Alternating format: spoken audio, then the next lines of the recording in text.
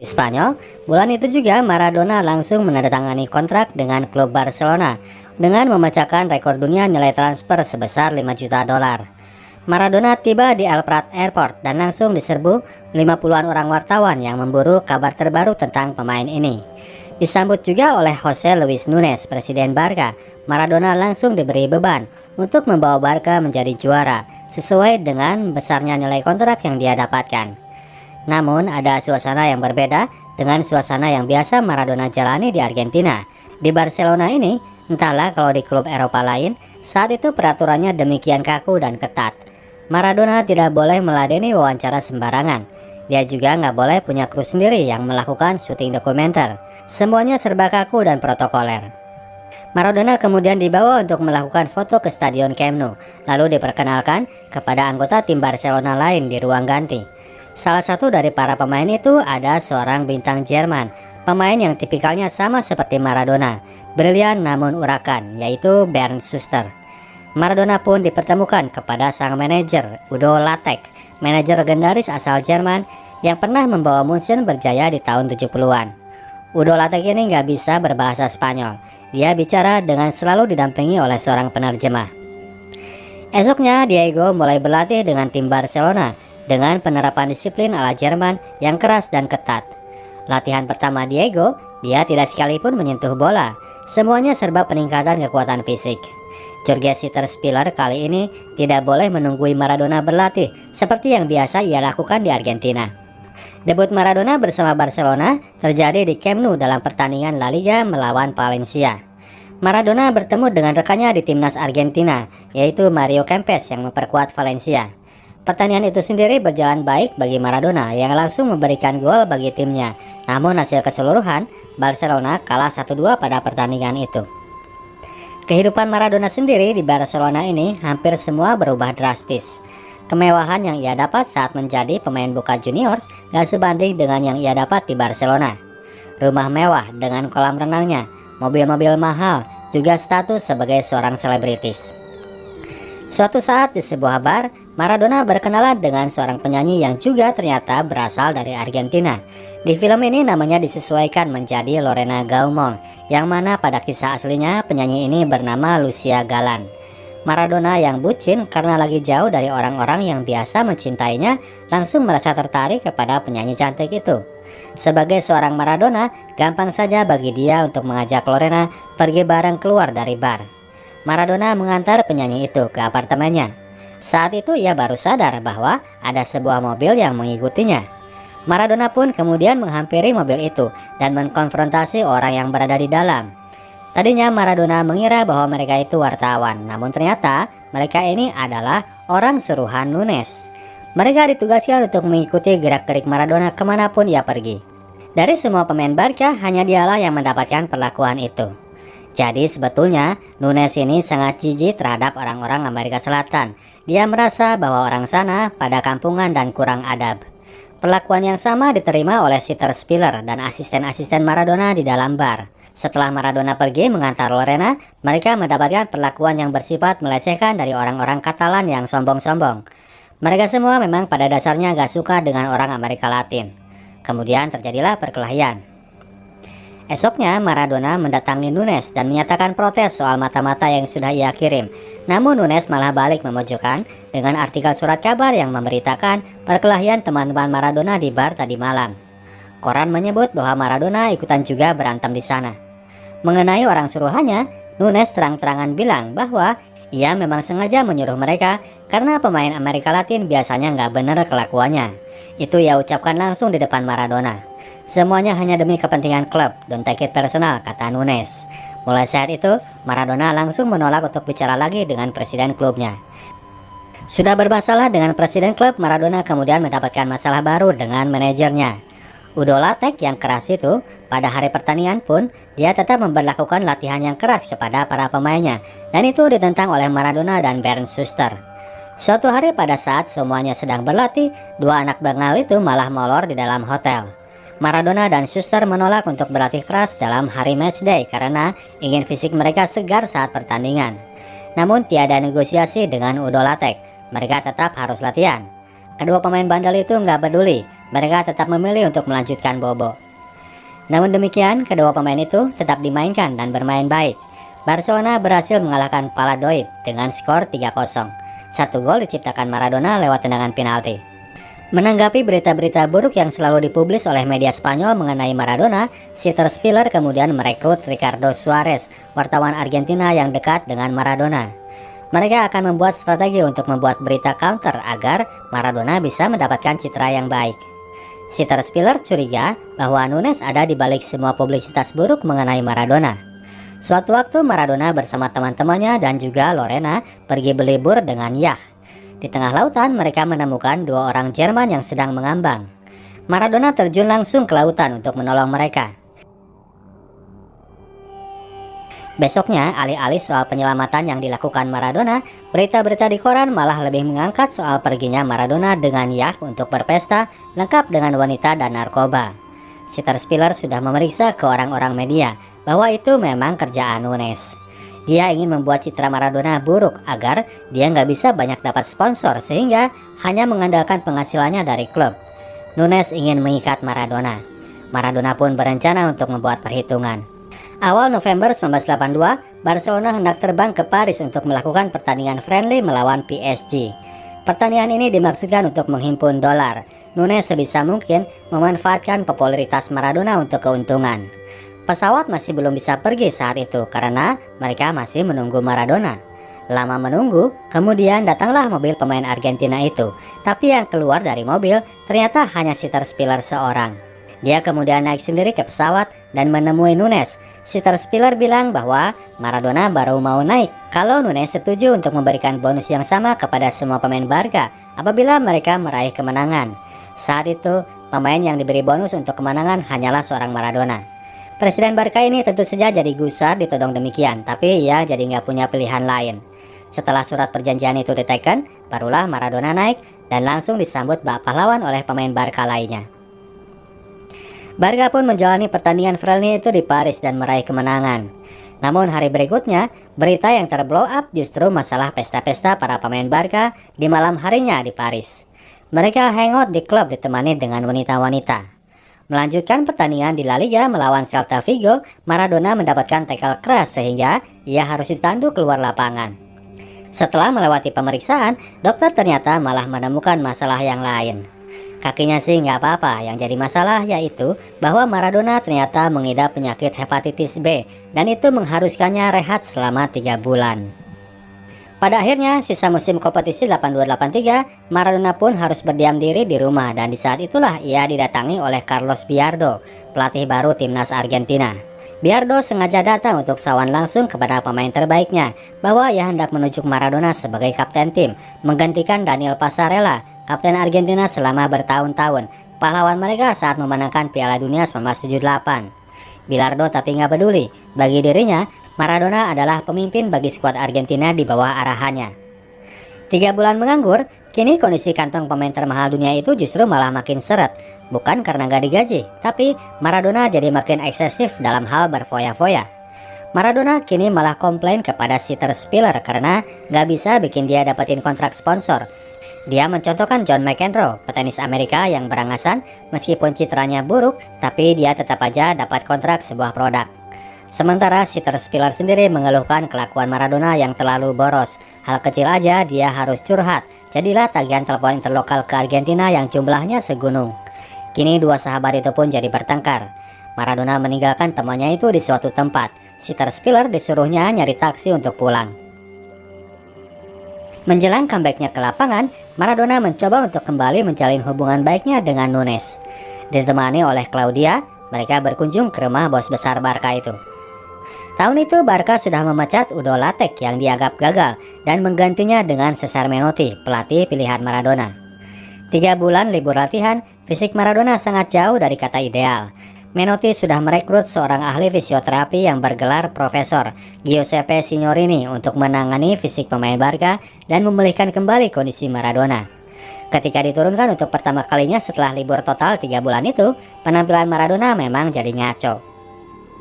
Melalui terapi yang dilakukan di bawah arahan Signorini, akhirnya Maradona bisa kembali kepada top form. Mereka menjalani sisa kompetisi dengan hasil yang baik. Gol culé Diego Armando Maradona. Jelang pertandingan final Copa del Rey melawan Real Madrid, Maradona dan Nunes melakukan konferensi pers. Pertanyaan wartawan berkisar kepada pertandingan eksibisi yang akan diikuti oleh Maradona dan Ben Schuster tanggal 31 Mei 1983, 4 hari sebelum final Copa del Rey. Pertandingan eksibisi itu diadakan di Stadion Olimpik Munich, dilakukan sebagai pertandingan perpisahan bagi Paul Breitner, legenda Jerman yang memutuskan untuk pensiun. Maradona menyatakan tidak akan ada masalah. Namun di depan awak pers saat itu juga, Nunes langsung menyanggah dan memberikan pernyataan sepihak bahwa pihak klub sudah melarang kedua pemainnya untuk melakukan pertandingan itu. Diego nggak nerima Nunes bertindak sewenang-wenang. Ia menegaskan lagi bahwa mereka tetap akan berangkat ke Munich. Dia nggak enak karena udah kadung menyanggupi untuk datang. Esoknya di lapangan parkir klub, Maradona mendapati mobilnya udah ada yang merusak. Mereka itu ternyata adalah utusan Nunes yang dikirim untuk mengancam Maradona agar dia mematuhi keputusan klub yang sudah menggajinya. Maradona makin marah, ia langsung menyuruh Sitter Spiller untuk membeli tiket pesawat ke Munich. Sitter Spiller bilang gak bisa karena ternyata paspor Maradona ditahan oleh Nunes. Esoknya Maradona datang ke kantor klub menemui Nunes dan meminta paspornya. Nunes tetap bersikeras bahwa dia menolak untuk memberikan izin. Maradona kemudian berdemo. Dia menjatuhkan satu buah trofi, lalu mengancam untuk menjatuhkan lagi satu trofi lain. Kali ini yang ia pegang adalah Teresa Herrera Trophy yang terbuat dari kaca. Akhirnya, Maradona pun keluar dengan menggenggam paspor miliknya. Maradona dan Ben Schuster tetap tampil di Munich dan 4 hari berikutnya di final Copa del Rey melawan musuh abadi mereka, Real Madrid. Maradona tampil tak terganggu dengan jadwal eksibisi. Ia tetap bermain gemilang meskipun terpaksa harus menerima banyak tackle keras. Barcelona berhasil memenangkan pertandingan itu dengan skor 2-1. Untuk La Liga sendiri, Barca nggak berhasil juara. Juara tahun itu adalah Atletico Bilbao.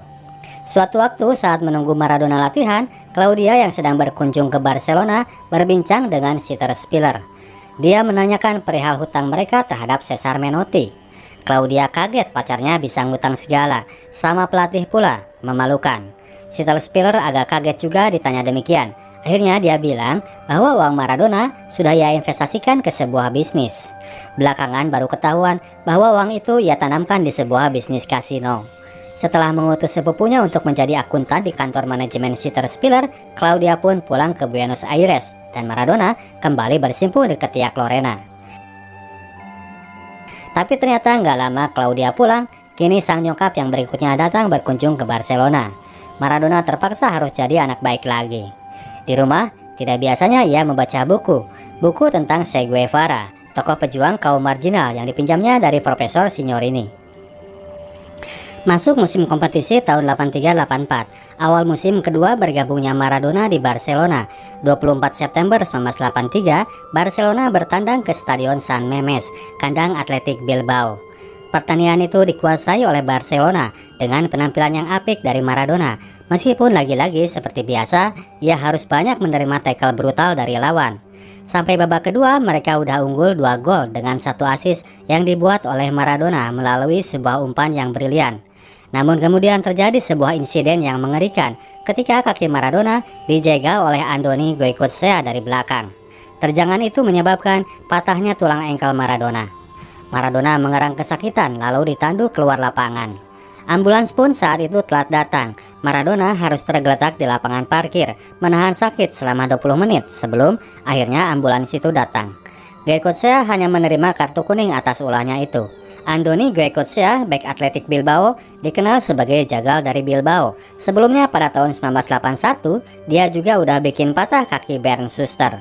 Sepanjang hidupnya, dia tidak pernah menyesali tindakannya itu. Goico malah bangga dan mengabadikan sepatu yang ia pakai saat ia mencederai Maradona. Cedera itu pun segera ditangani, tapi kemudian jadi menyebabkan kembali terjadinya clash antara Maradona dengan Nunes. Maradona ingin memulihkan cederanya di Argentina, sementara Nunes melarangnya. Dia bersikeras agar Maradona ditangani oleh dokter klub. Maradona seperti biasa, dia membangkang dan terbang ke Argentina. Maradona menjalani rehabilitasinya dengan ditemani keluarga dan orang-orang yang dikasihinya. Proses pun berlangsung cepat. Hampir setahun lamanya Maradona harus memulihkan lagi fisiknya, dan tanpa Maradona, Barcelona pun keluar dari persaingan sebagai calon juara La Liga. Tahun itu La Liga kembali dijuarai oleh Athletic Bilbao. Ketika fisiknya sudah mulai pulih, Ia mendatangi Francis Cornejo yang masih bekerja sebagai pelatih junior tim Argentinos Junior. Kepada mantan pelatihnya itu, Maradona minta diajarkan lagi cara menendang. Mungkin untuk sekedar mengingatkan lagi teknik yang harus dilakukan dengan kondisi ankle-nya yang baru mengalami operasi. Di tangan mantan pelatihnya itu, urusan nendang bola pun beres. Maradona harus absen pada hampir semua pertandingan liga pada tahun itu. Namun ada satu pertandingan terakhir yang bisa ia ikuti, yaitu final Copa del Rey melawan sang juara liga, yaitu Athletic Bilbao. Maradona akan kembali bertemu dengan si jagal Andoni Goicoechea, orang yang telah mematahkan kakinya. Pertandingan dilangsungkan di Stadion Bernabeu. Seperti biasa, Barcelona inisiatif melakukan serangan dan Bilbao bertahan sangat ketat dan melakukan tackle-tackle keras untuk menahan lawannya. Siapa lagi target mereka kalau bukan Maradona? Sepanjang pertandingan, Barca yang mencoba membayar ketinggalan gol melalui Maradona menggempur pertahanan Bilbao. Namun, dia selalu mendapatkan tackle-tackle yang biadab dan itu selalu dibiarkan oleh wasit. Pertandingan pun berakhir dan dimenangkan oleh Bilbao dengan skor 0-1. Marah dan frustasi, Maradona akhirnya meledak. Dia melampiaskan segala dendamnya dengan memulai mengkungfu pemain Bilbao. Terjadilah sebuah tawuran di lapangan, insiden paling gila dalam sejarah sepak bola.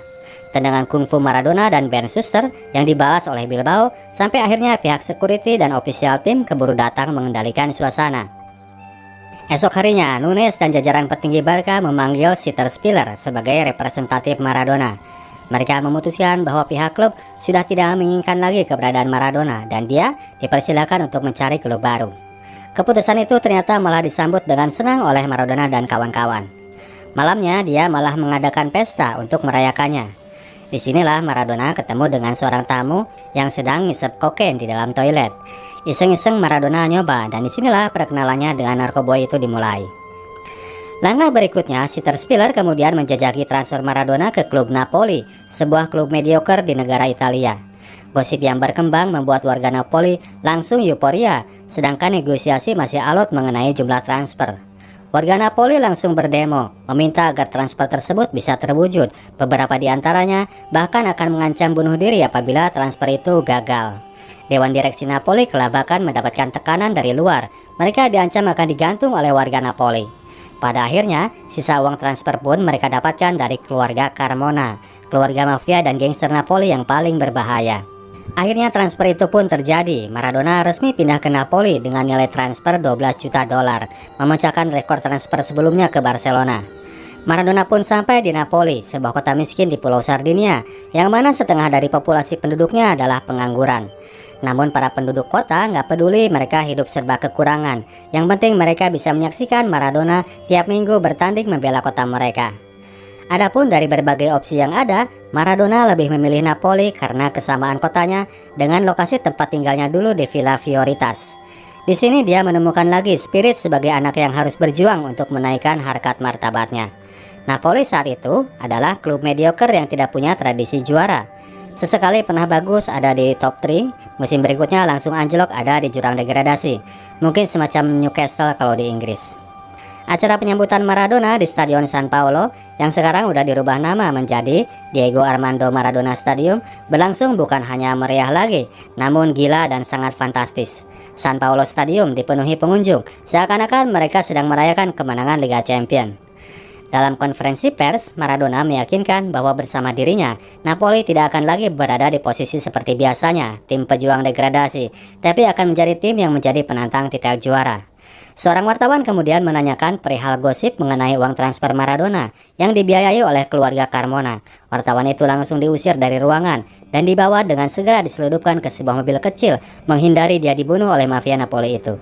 Keluar dari ruangan konferensi pers, Maradona sudah dicegat oleh penduduk kota. Mereka ini ternyata lebih gila dan liar dari fans Maradona di Argentina sendiri. Sampai di hotel, Maradona sampai nggak mau beranjak dari bathtub.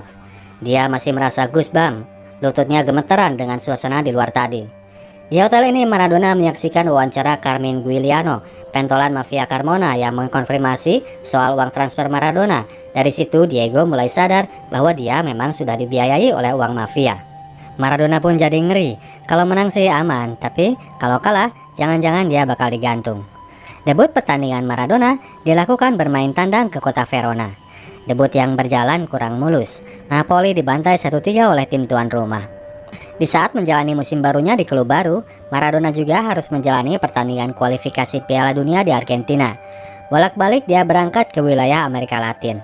Sebuah era baru bagi dirinya menjadi kapten timnas Argentina, meskipun itu harus membuat dirinya dimusuhi oleh Daniel Passarella, kapten tim sebelumnya. Konflik Passarella dan manajer Bilardo pun makin memuncak. Namun demikian, show must go on. Maradona berhasil membawa Argentina memenangkan pertandingan-pertandingan kualifikasi, meskipun harus dijalani oleh Maradona dengan kakinya yang selalu kesakitan karena diterjang pemain lawan. Semuanya saat itu pada nggak tahu cara untuk menghentikan Maradona. Yang paling gampang ya incar kaki. Celakanya saat itu aturan memang benar-benar masih longgar. Mengenai kekerasan yang didapatkan, di Venezuela, Maradona bahkan harus menerima jotosan dari supporter tuan rumah saat mereka sedang berada di luar stadion. Balik ke Italia, Maradona menjalani lanjutan pertandingan Serie A. Bertanding melawan Lazio di San Paolo Stadium, Napoli berhasil memenangkan pertandingan dengan skor 3-0. Semua gol didapat dari kontribusi Maradona, pemain baru mereka. Spirit klub kini mulai naik. Mereka lebih percaya diri. Bersama Maradona, mereka akan menjadi tim yang kuat. Giuseppe Bruscolotti, kapten Napoli saat itu, bahkan menyerahkan sendiri ban kaptennya langsung kepada Maradona. Keberadaan Maradona di klub Napoli memang tidak hanya menaikkan kualitas dari permainan tim, tapi juga moral bagi klub secara keseluruhan. Beberapa pemain muda yang tadinya biasa saja seperti Ciro Ferrara dan Fernando di Napoli berada satu klub bersama Maradona, mereka berkembang menjadi pemain yang berkualitas yang kemudian akan menjadi anggota inti timnas Italia. Belum lagi satu pemain berikutnya di masa datang yang dianggap sebagai titisan Maradona, yaitu Gianfranco Zola, anak muda yang baru bergabung di tahun 89. Melanjutkan kualifikasi Piala Dunia, Argentina berhasil memastikan tiket lolos setelah mengalahkan Peru di kandang lawannya. Dengan bintang-bintang baru seperti Oscar Ruggeri, Burruchaga, dan Valdano, kini Argentina makin solid. Ditambah lagi sekarang hubungan Passarella dan Maradona sudah semakin membaik. Tim Carlos Bilardo menyongsong Piala Dunia 86 dengan suasana yang optimis. Balik ke cerita hubungan pribadi, suatu saat di Argentina, Claudia hendak belanja dan dia menemukan bahwa kartu kreditnya kini sudah di-cancel. Claudia lalu mengkonfirmasi ke pihak bank, ternyata akun bank Maradona kini sudah dalam keadaan kosong. Pada akhirnya, keputusan drastis pun harus diambil. Maradona menelepon Sitter Spiller yang sedang berada di Meksiko dan memecat manajer yang juga teman baiknya itu. Maradona memberikan alasan bahwa Sitter Spiller sudah terlalu banyak membuat kesalahan dalam manajemen yang membuat kini kondisi keuangan mereka jadi morat-marit. 8 tahun sudah hubungan baik mereka dalam dunia sepak bola harus diakhiri dengan suasana yang kecut. Mulai dari situ Maradona berada tanpa perwakilan seorang manajer sampai kemudian dia ketemu dengan manajer pribadi berikutnya yang akan merubah kehidupan pribadi Maradona sedemikian drastis. Kita lanjut di postingan berikutnya ya guys. Babak baru kehidupan Maradona di Napoli hingga perjalanannya mengikuti Piala Dunia 86 di Meksiko yang akan menjadikannya sebagai legenda sepak bola dunia.